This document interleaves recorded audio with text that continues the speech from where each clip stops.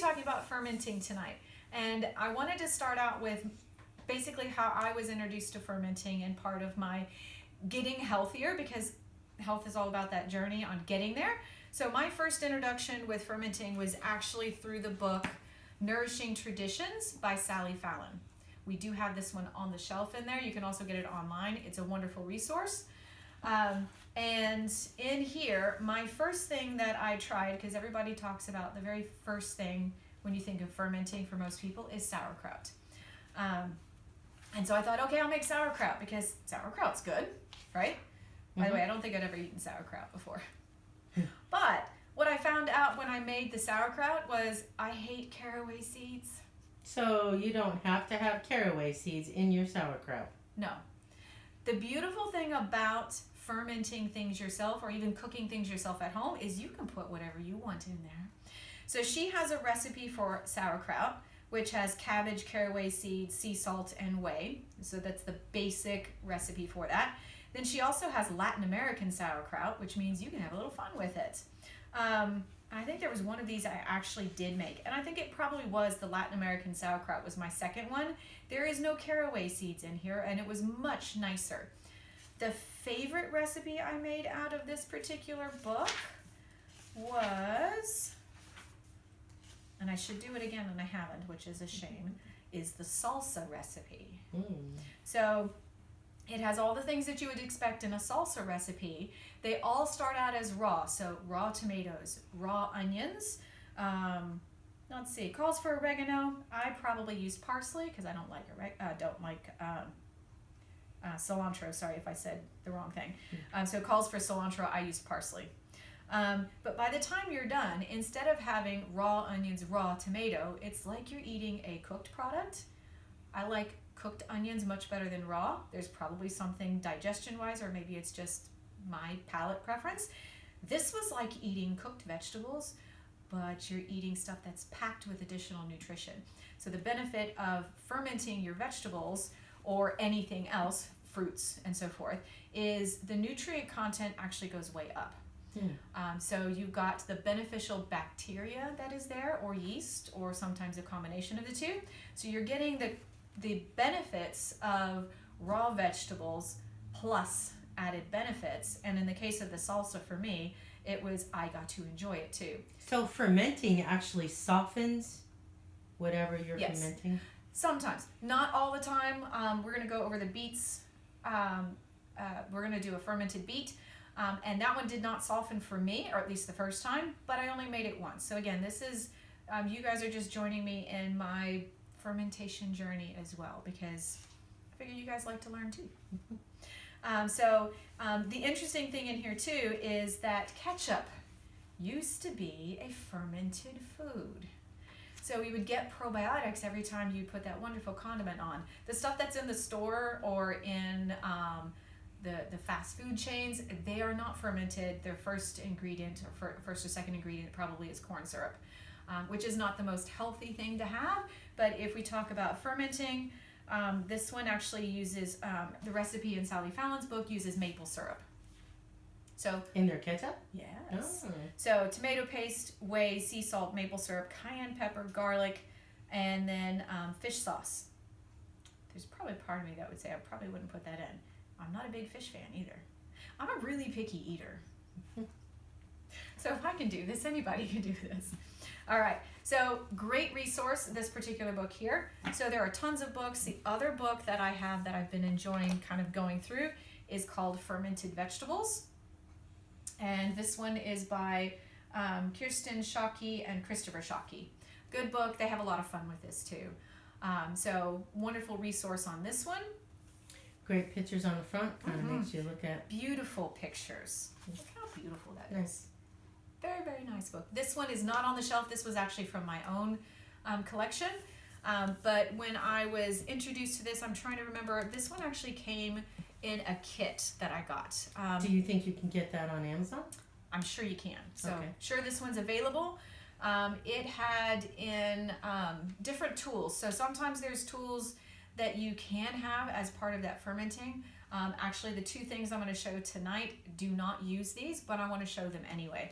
So the first thing that's really helpful is a jar. So these are just ball jars, and I have different ones. So here's an example of a little bit different shape. It does not matter what shape. Here's another one. This is, oftentimes they call that a jelly jar, but this is one we're going to use tonight. They even come down as far as this, and when I go over those beets in just a moment, I will show or talk about something that you can put in here as well if I can remember. Okay. So there are some things where you want to weight down your vegetable. So with sauerkraut, you want to weight it down. So this is called a pickle puck. It's a glass puck. Nothing super fancy about it, except that it's not going to allow a whole bunch of bacteria that shouldn't be on there to stay. So you can clean it really well. And you end up just putting that on, and this is what I get for not doing sauerkraut today. So basically you have your vegetable, and I'm going to see if I can do, I can't do that example. So you're going to place that on top, and that's going to keep your food underneath the brine. And the brine is the liquid. You have to have a liquid, because otherwise your food's actually going to spoil. That's above that. And again, the one I'm going to go over today, the brine is a little bit different than all of the others. So I picked these particular 2 ferments today because they're the ones I use all the time. And they're the ones I've been using regularly and I enjoy. And I am a proponent of finding something that you enjoy to eat. Don't eat the things that you don't like. Don't fix the things that you don't like. But that one helps keep the weight on it. And they also have different tools. So this is an example of one of those other tools. And they call it a pickle pipe. Because what is fermentation? Do you know what fermentation is? Breakdown of, I'm not sure. Yep. I'm trying to think if I know. So you're fermenting the vegetables. They're producing lactic acid. So lactic acid actually produces a gas. Okay. So if I was to take, let's say we're making sauerkraut, and I put a bunch of cabbage in here with all of the other ingredients, which, by the way, the only ingredient you really have to have is salt. Salt and water. So if I put the lid on nice and tight, what do you think is going to happen if it's producing gas? It's going to be like my older brother's grape experiment in the basement. It exploded. Yeah. Went sky high because he forgot to vent it.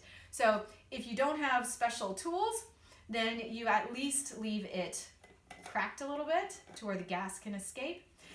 Or if you don't remember to burp your ferments, there is this pickle pipe, which basically has a little nipple on the top. So you put it on, you have your regular canning rings, and you don't have to, and you can put it nice and tight, and you don't have to remember to burp that one, because it'll go ahead and do it. I did that when I did beet kvass.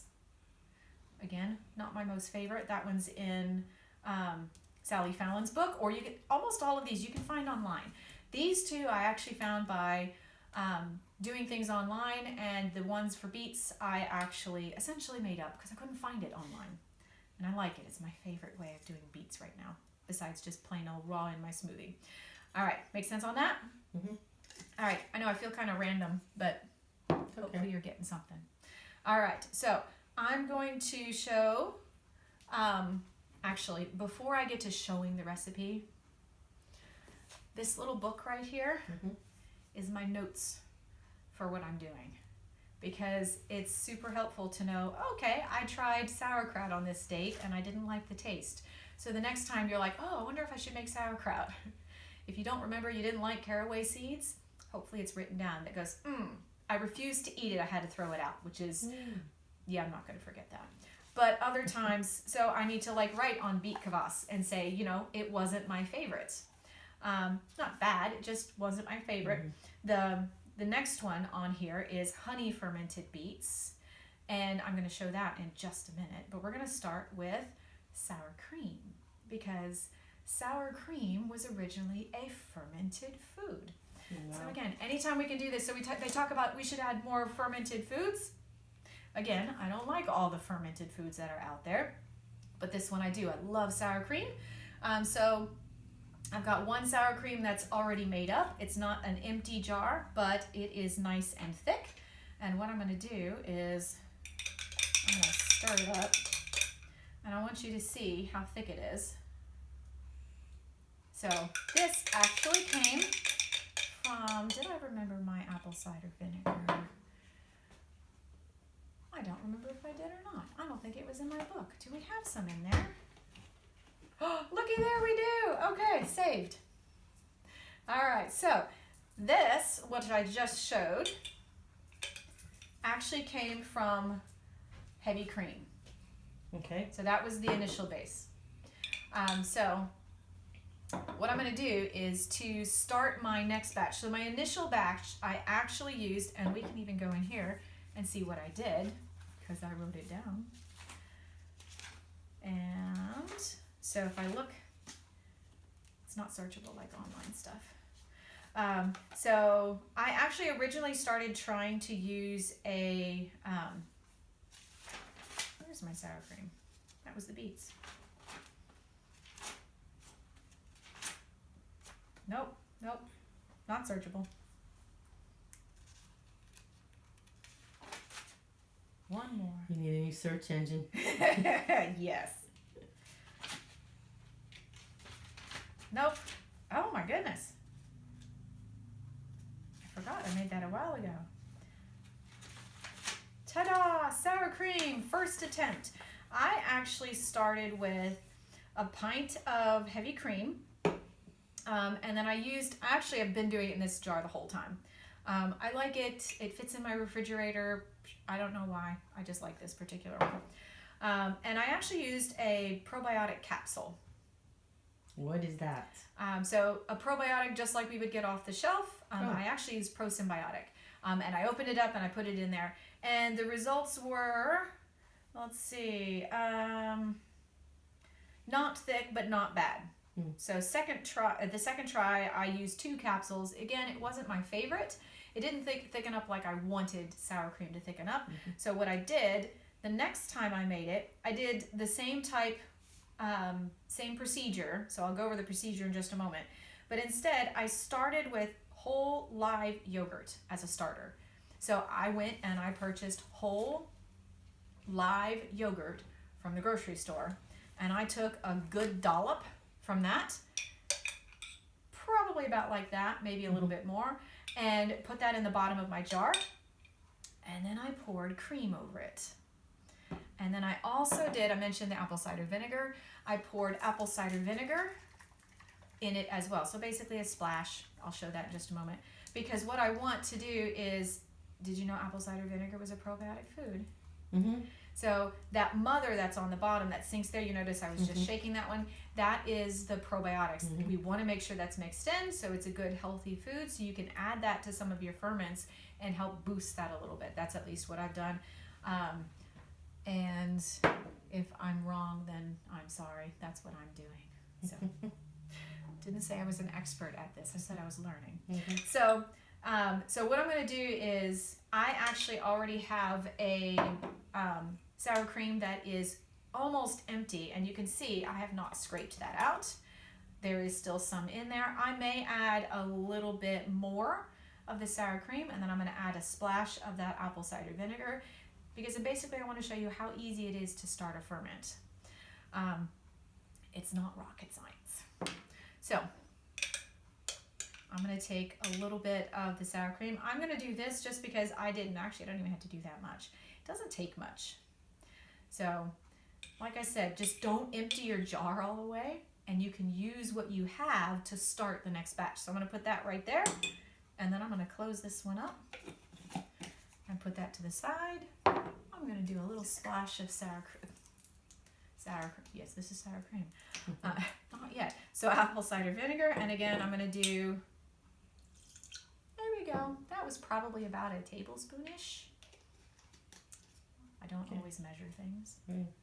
Sometimes that's the best.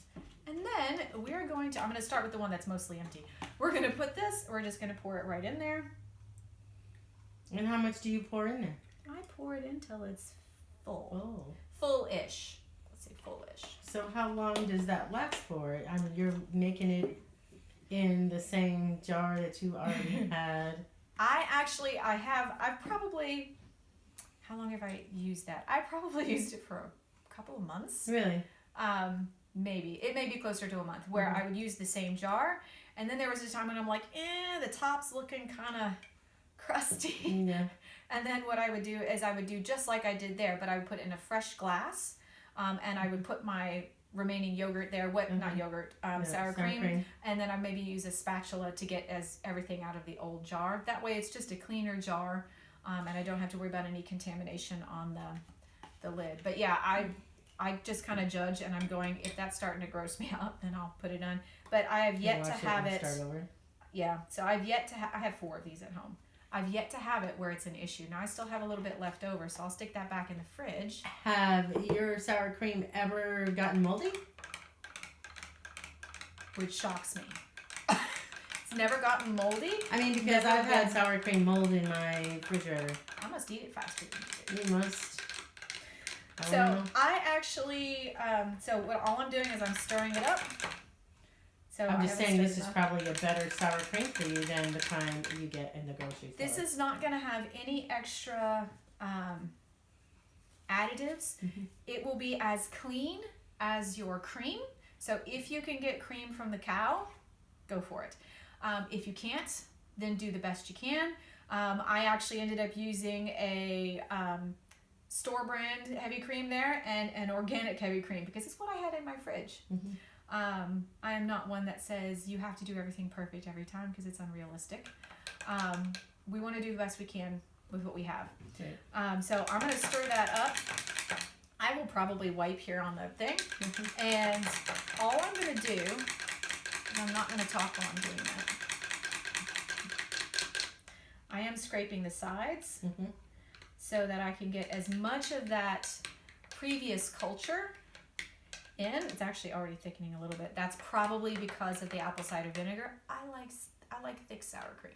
I don't want the thin runny stuff. Though there's times that I can pour this into stuff that I want.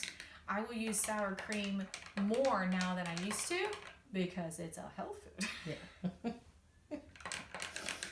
And sour cream makes things better.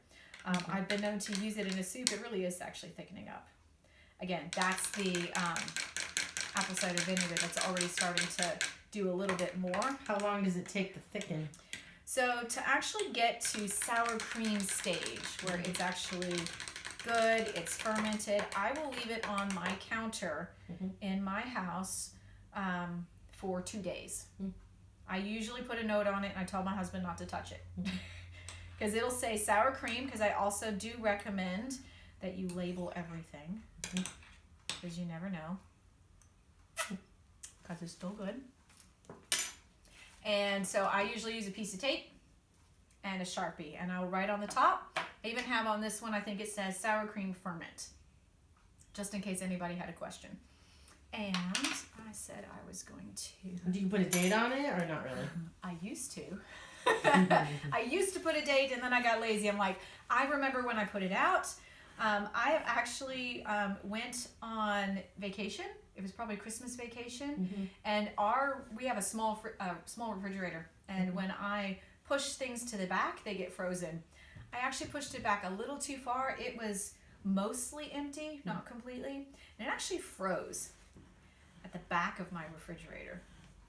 The sucker still came back to life. I even checked. I checked online. I was like, can a ferment come back if you froze it? And basically the answer was they don't really like it, but they'll come back. So I just wiped the top a little bit, and just so it wouldn't be up there. And I'm just going to put the lid on, and I will remember that this is the one that I fixed Tuesday night. I will let it sit all the way through Wednesday night, all the way through Thursday night, and then I will usually put it back in the refrigerator, and I will have enough for me to use for the rest of the week while this is doing its thing. Sometimes I'll actually prepare ahead of time, and I go, ooh, I'm almost out. Let me go ahead and just top it off, and it's perfectly good and ready to use. Like I said, I love using sour cream. That looks pretty simple. Simple. And it tastes good, gives you good probiotic foods for your gut. Again, this is only for those that can tolerate dairy. Yeah. Not everybody tolerates dairy. But that also may make it a little bit easier to digest for the people that do have issues with dairy. I was just going to ask you that. Yeah. So I wanted to see if there was anything else with that. That was the big thing. Okay, so what I'm going to show you now, actually first, any questions on the fermented sour cream? No. Okay. Again, if I decide to make it, I want a dollop of yours. We'll use that one as a starter, right? Yep. That'll work. All right, well, what I'm going to do next is I'm going to go over honey fermented beets. You have to use raw honey. So raw honey is a live food and it's a probiotic as well. So we're going to use this as the starter, if you will. And we're going to use beets. So basically we just peeled the beets already and we're going to chop them into small pieces and your hands will turn red. It's okay, they'll still come off. And you're going to put beets into smaller pieces, about like this. And I'm going to put it into this jar. This is a clean jar. Actually rinsed it earlier. And I'm just going to load the beets in there. I'm not going to put, actually again, I haven't found any recipe online for honey fermented beets, but I see a recipe for honey fermented garlic all the time, which is why I brought some I don't have enough garlic to show this, which is why I want to talk about it though, because it's a really good one. So this is like autoimmunity in a jar, not autoimmunity, immune boosting health in a jar. And I would probably pick one of my smaller ones. And to do this, you're going to do the exact same thing I'm doing here, except you're going to peel your garlic instead of your beets. Right. And we're going to put that in here. So I'm going to go over that in just a little bit. But this is one of the things that when you feel like there's a cold coming on, you can go grab this. It is dairy free. Cool. So you can go grab this, get a spoonful of either just the honey or a whole garlic clove. I've not tried it yet, so I can't tell you if it tastes really, really garlicky yet or not. So I'm going to put Have this you in. made it yet? I've not made the garlic honey yet. I just keep seeing it on Pinterest and going, I really need to do that. Yeah. So all I'm doing is I am putting the beets in the jar. It is almost full. I don't want it super full. So it's kind of up to the, just below the neck. You ready for the complication here? I'm going to take my raw honey. Has to be raw. And I'm going to untip it.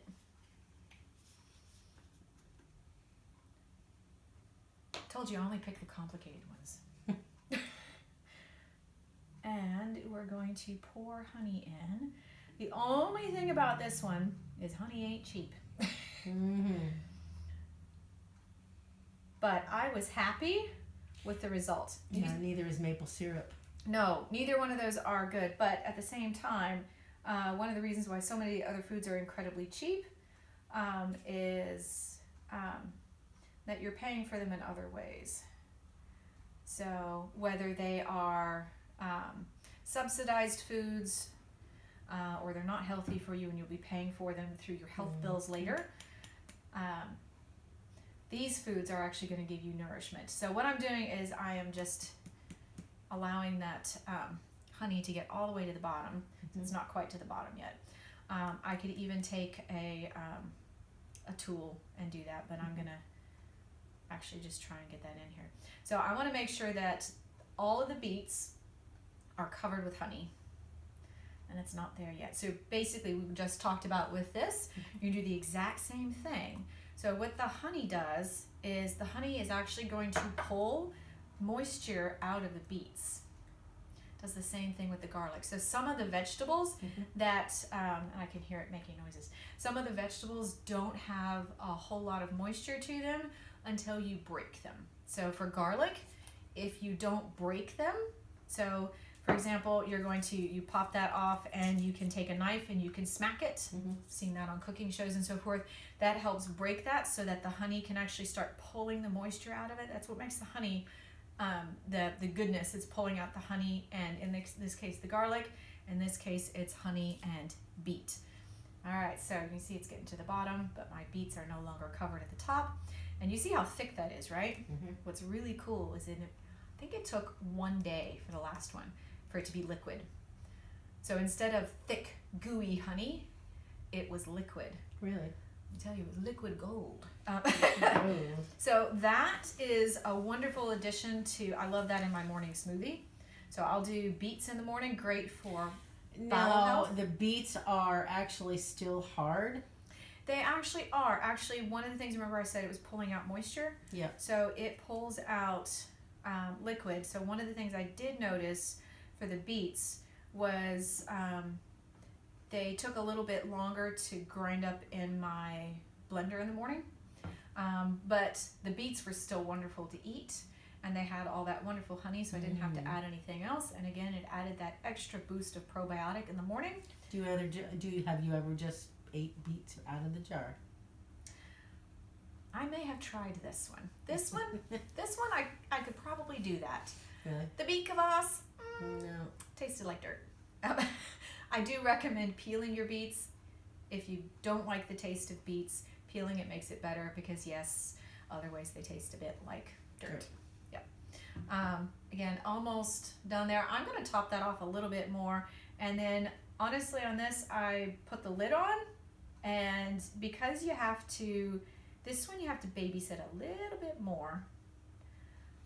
But that's it, just the beets and the honey and a lid. Beets, honey, and lid, and done. So I'm going to do that right there. Now, I tightened it a little bit because I'm going to be traveling later, but that is what I'm going to do. And what I do is I normally put it in a place that I look and I go by all the time. So I'll look and I'll go, okay, that looks good. All the beets are under the honey. Remember what I said earlier about the brine? Yep. Has to be under there. So if it's not, then you can make it where it is. There's a little beet that's above the honey a little bit. So what I'm going to do is I can, when I mix it up, it'll go under and then it may rise up. So some of these things, the vegetables will actually rise higher. But I've also read that you don't necessarily need that weight that I showed earlier. Any questions on that one? No. It's this one so far is, this and the sour cream are two of my favorites. Yeah. So what do you use the beets for? Just in your... I've just done my smoothie so far. Okay. Again, I really like that. I like beets because of what they do for liver and bowel health. Yeah, so it should be... as Americans, we have issues with our livers. It's a wonder we haven't killed ourselves. So beets are one of those things that helps stimulate liver and bile. And it helps, and this can actually help with bowel movements even before the beets get through the entire system. So it's a very, very nice thing. Great for hormone health because the liver is involved in 500 things that we're aware of and over 500 that we're not. And you can already see how the beets are coming up, and there's a layer of honey right down here because it's the beets are actually floating. And it's okay. So they've actually said some places suggest flipping it over completely. I did not need to with the beets. I believe you can do this particular recipe with any fruit or vegetable. I believe Lauren said she did this with tomatoes, and it was wonderful. So experiment, have fun. That's what all of this should be about. Find stuff that you like. This one I like. And I liked the sour cream. All right. What other questions? Oh, I wanted to make one other comment because I had the salt here. Anytime you're fermenting with a salt brine, and that's the one that I did not go over any salt brines, that's people were probably going, why didn't she cover that? Because everybody covers that. So I recommend either not doing an iodized salt, and you'll see that when you look at any of those recipes online. Where they say I would don't do use what you have in your hand is Himalayan pink salt or sea salt. Or sea salt, exactly. Because we want the good minerals and we don't want any of the extra stuff. We don't want any anti-caking either. All right. Okay. Any other questions? No. We get to do this again, maybe. All right. All right. Have a wonderful evening. You too.